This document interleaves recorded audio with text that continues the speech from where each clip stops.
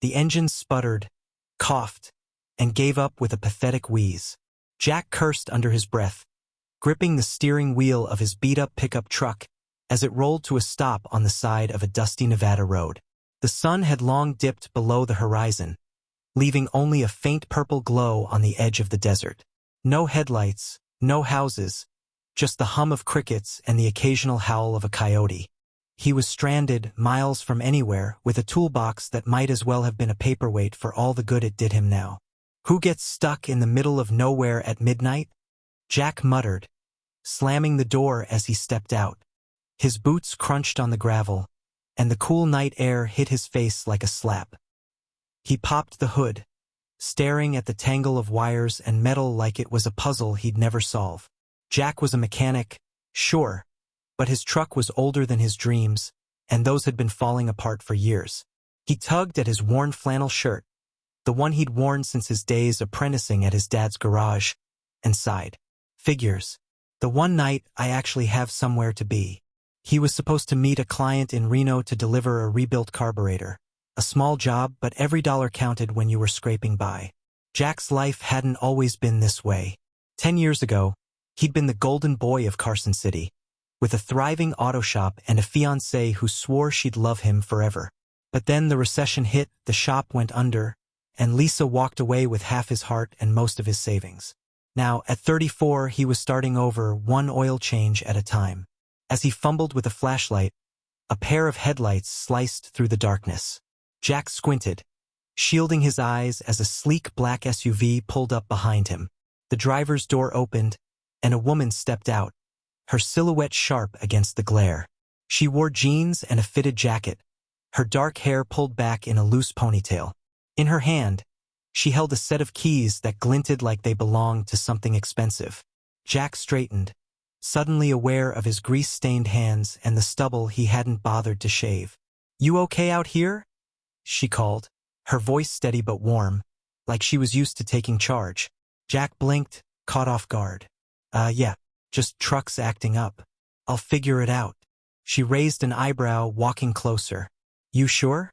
Looks like you're staring at that engine like it insulted your mom." He snorted despite himself. "It's more like it's laughing at me." She stopped a few feet away, and Jack got a better look at her. Mid-30s, maybe, with sharp green eyes that seemed to see right through him. There was something polished about her. Her boots were too clean for a desert road, and the watch on her wrist screamed money.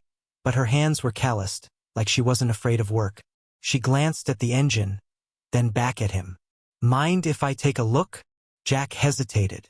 He was the mechanic here, wasn't he? But the way she stood, confident and unfazed, made him step aside. "Knock yourself out." She leaned over the hood, her movements quick and precise. Within seconds, she was tugging at a loose wire, her fingers deft as she traced the problem. "Fuel pump's acting up," she said, not looking up. "You got a spare fuse?"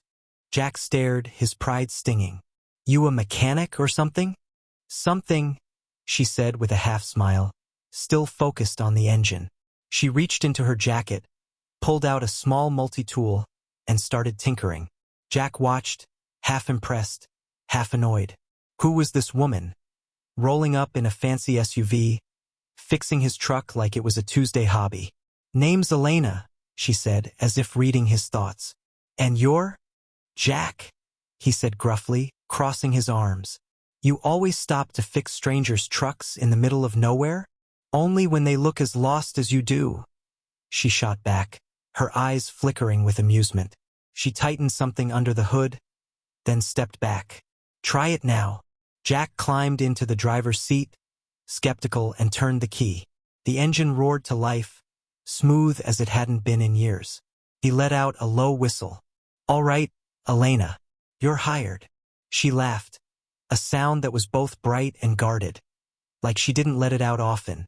"I'll pass, but you owe me." "For what?" "Saving my night," Jack said, half joking as he stepped out of the truck. "For starters." She wiped her hands on her jeans, then reached into her pocket and scribbled something on a scrap of paper. She handed it to him, her fingers brushing his for a split second. "Don't lose that." Before he could respond, She was back in her SUV, the engine purring as she pulled away.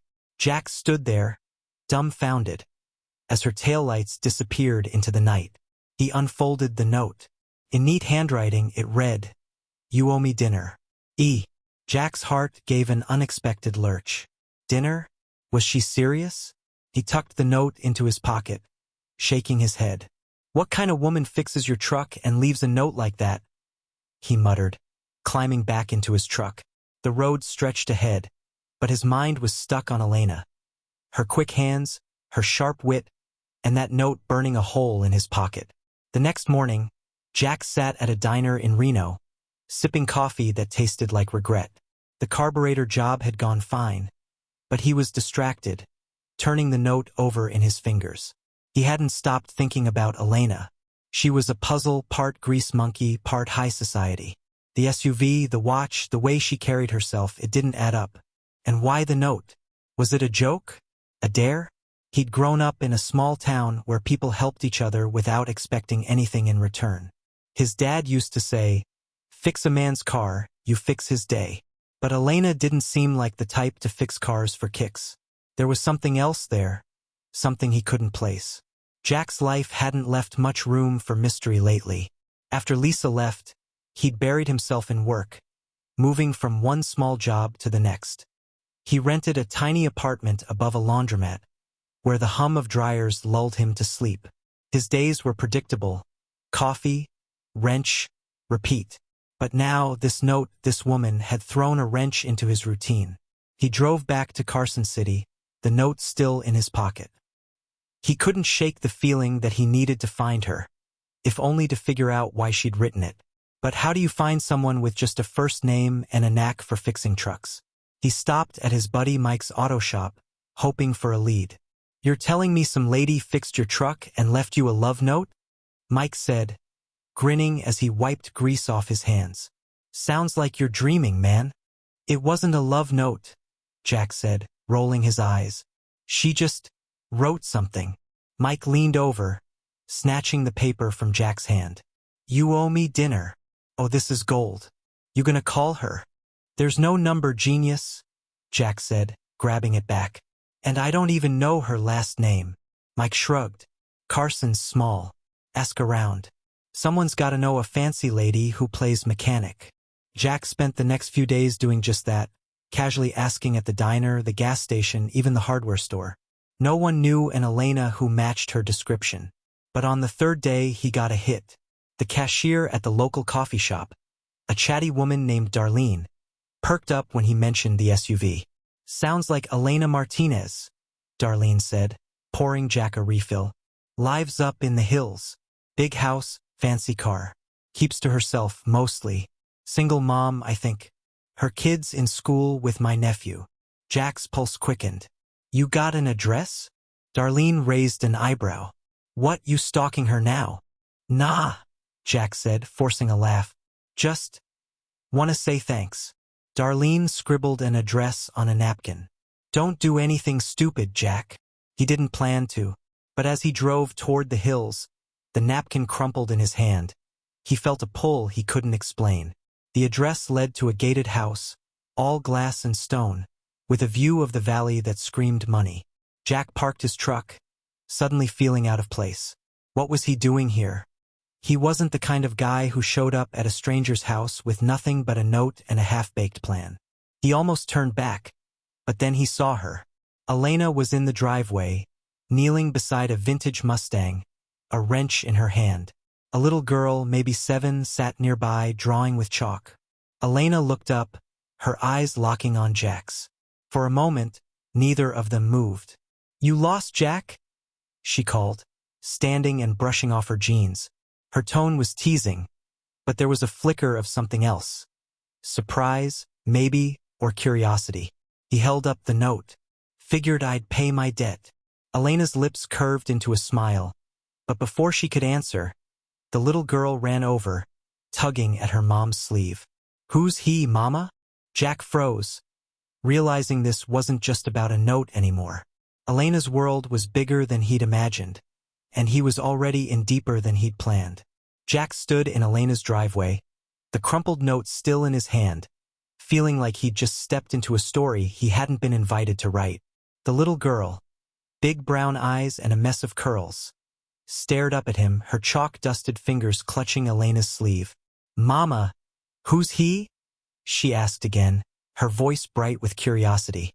Elena's smile softened as she knelt to her daughter's level. "This is Jack, sweetie. He's a friend." She glanced at Jack, her green eyes holding a mix of amusement and caution, like she was sizing him up all over again. "Jack, this is Mia."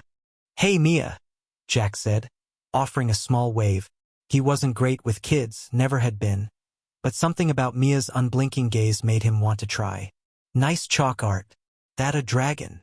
Mia beamed, pointing to the colorful scribbles on the pavement. "It's a dinosaur. A T-Rex." "Solid choice," Jack said, grinning despite the nerves knotting his stomach. He looked at Elena, who was watching him with an expression he couldn't quite read. "Didn't mean to barge in. Just thought I'd settle up." He held up the note again, feeling foolish for how tightly he was clinging to it. Elena stood, brushing her hands on her jeans. "You drove all the way up here for that?" Her tone was light, but there was a challenge in it, like she was testing him. Jack shrugged, shoving his hands in his pockets. "Figured a deal's a deal. You fixed my truck.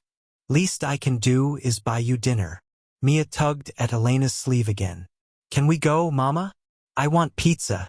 Elena laughed, the sound easing the tension in the air. "We'll see, kiddo." She looked at Jack, her smile fading just enough to hint at something deeper, something guarded. "You didn't have to come all this way, you know.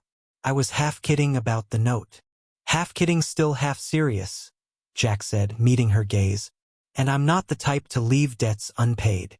For a moment, they just stood there, the desert breeze stirring the air between them.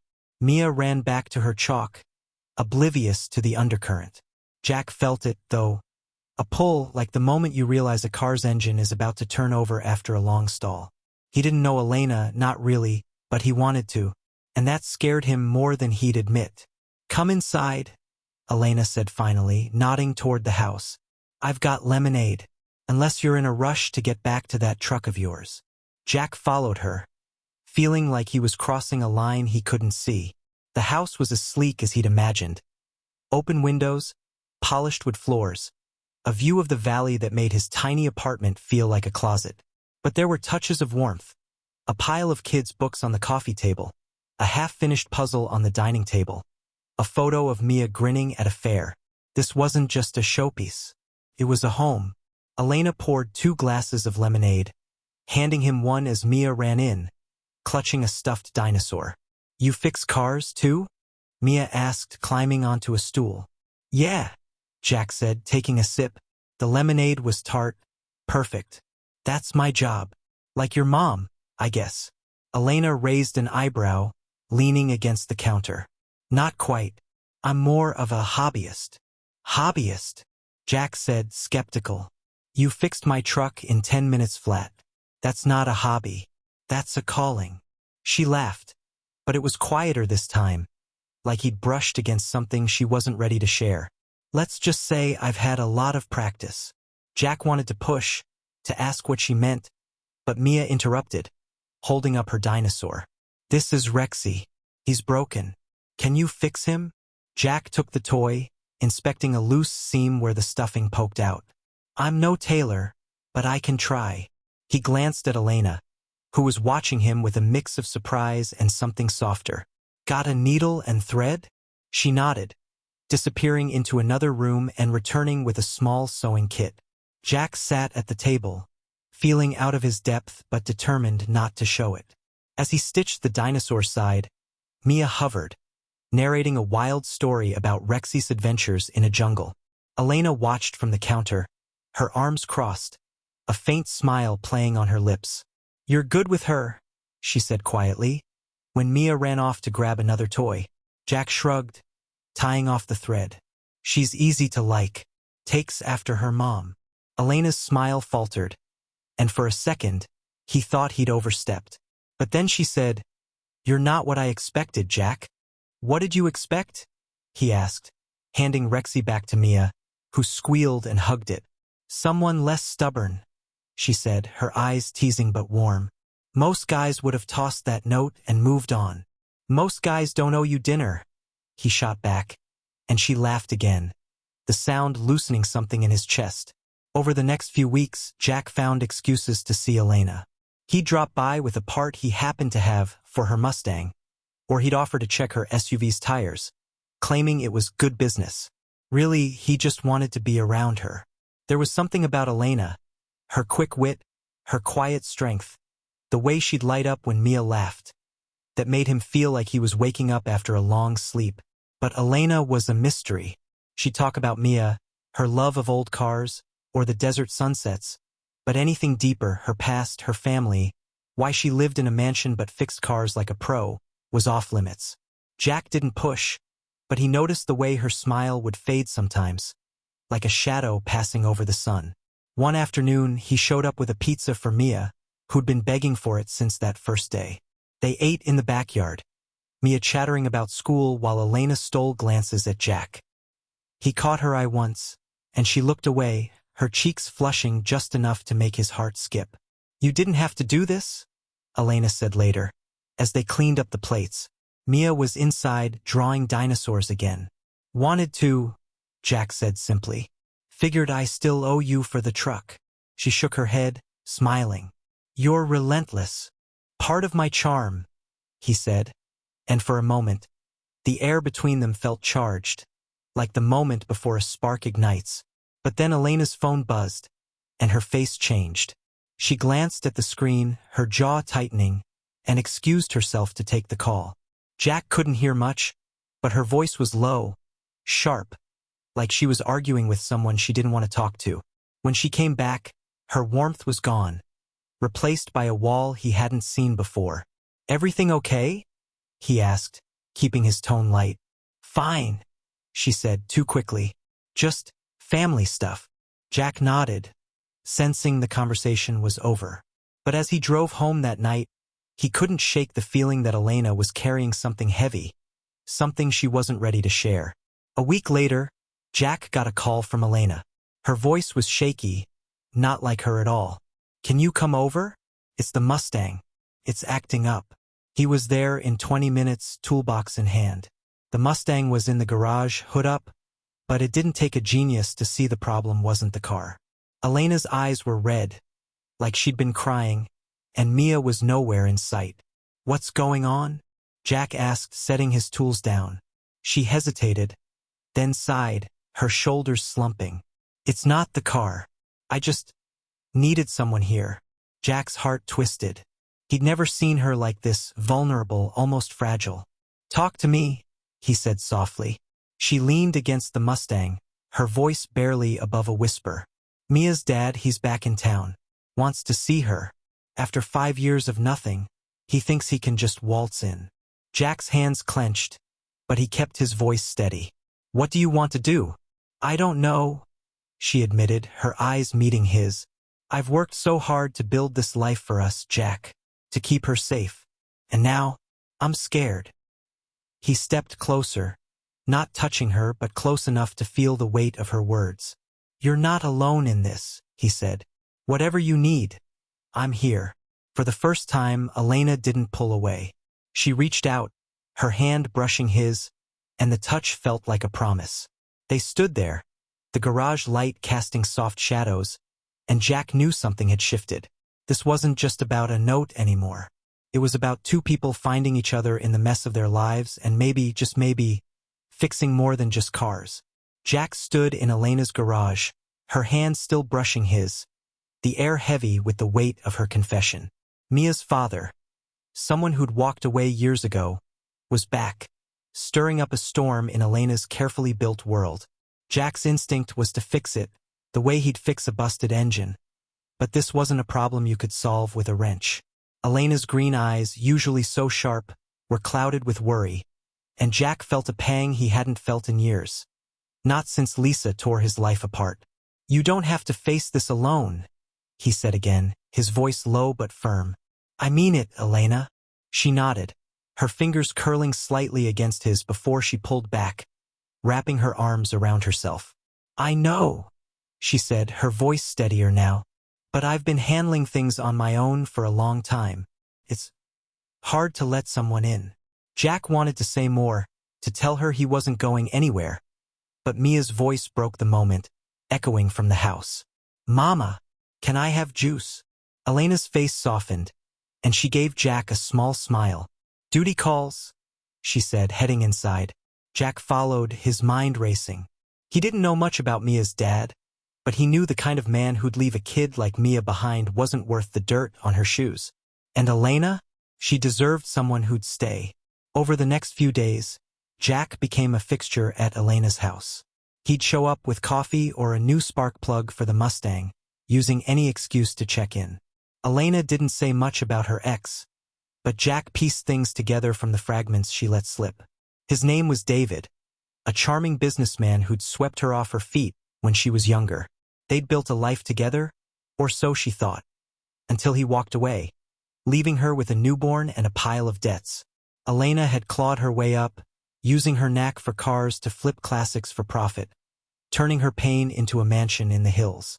But David's return was a crack in her armor, and Jack could see it widening.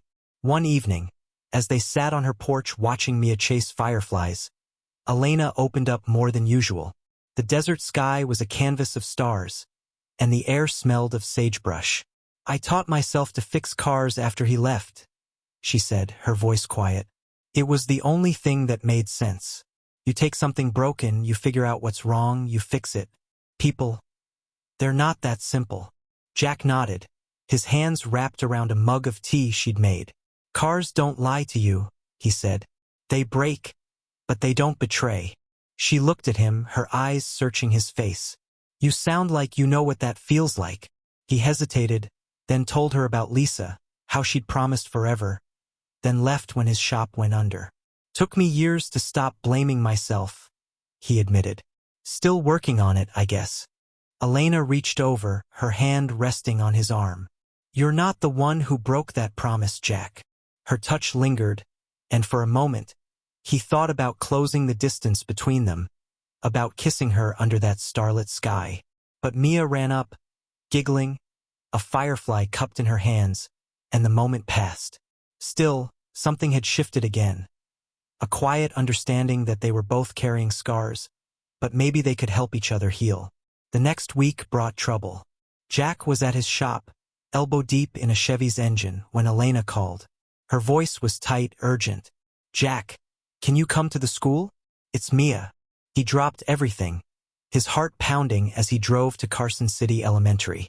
When he got there, Elena was in the parking lot, her face pale. Mia sat in the back seat of the SUV, looking small and scared. David showed up, Elena said, her voice shaking. At her school. He tried to talk to her, said he just wanted to see her. The teachers stopped him, but Mia's shaken up. Jack's jaw clenched. Where is he now? Gone for now, Elena said, rubbing her temples. But he's staying in town. Says he wants to be part of her life again. Jack glanced at Mia, who was clutching Rexy, the dinosaur he'd fixed. What do you need? He asked. Elena looked at him, her eyes raw. I need to protect her, but I don't know how to do this without tearing her world apart. Jack didn't have answers, but he stayed. They took Mia for ice cream, letting her chatter about dinosaurs to distract her. Later, at Elena's house, Jack helped cook dinner. Spaghetti, Mia's favorite. As they ate, Elena reached under the table, squeezing his hand. It was a small gesture, but it felt like a lifeline. The days that followed were tense. David kept calling, leaving messages Elena didn't answer.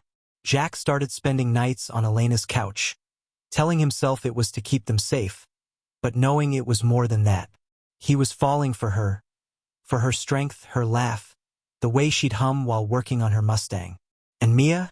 She'd wormed her way into his heart, too, with her endless dinosaur facts and gap-toothed grin. One night, as they worked on the Mustang together, Elena told him the rest of her story. David hadn't just left. He drained their accounts, leaving her with nothing but a rusty old car and a baby. She'd learned to fix cars out of necessity, selling that first one to pay rent, then building a business from it. I swore I'd never trust anyone like that again, she said, her hand still on a wrench. But then you showed up, with that stupid note. Jack grinned, leaning against the car. Stupid, huh? Got me here, didn't it? She laughed, but her eyes were serious. It did, and I'm glad. That night, as Mia slept upstairs, Elena and Jack sat on the couch, closer than they'd ever been. I don't know what happens next, she said softly. With David with us. Jack took her hand, his thumb tracing her knuckles. We figure it out. Together. She leaned into him, her head resting on his shoulder, and for the first time, Jack felt like he was exactly where he was supposed to be. Months later, life hadn't magically fixed itself, but it was better. David had backed off after Elena got a lawyer involved, and Mia was starting to smile more. Jack and Elena were taking things slow, navigating their scars with care. He'd moved some of his tools into her garage, and they'd spend evenings working on cars, Mia helping with her toy wrench. There were still challenges. Elena's trust issues, Jack's fear of failing again, but they faced them side by side. One evening, as the sun set over the desert, Jack pulled the note from his pocket, now worn and soft from handling. Still owe you that dinner, he said, grinning. Elena laughed, nudging him. You're never gonna let that go, are you? Nope, he said, pulling her close. Not a chance. They stood there, watching the horizon, not promising forever but choosing each other for now. It was enough. If this story touched you, comment where you're from and subscribe to the channel.